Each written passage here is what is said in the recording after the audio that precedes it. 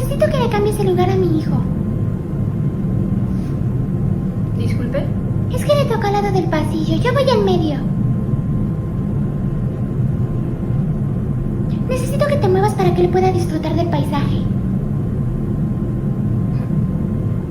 Disculpe, señora, pero creo que paso. Oye, mi hijo tan solo tiene 7 años. Estaba muy ilusionado de ver el paisaje. ¿Y por qué no le compró el boleto al lado de la ventana?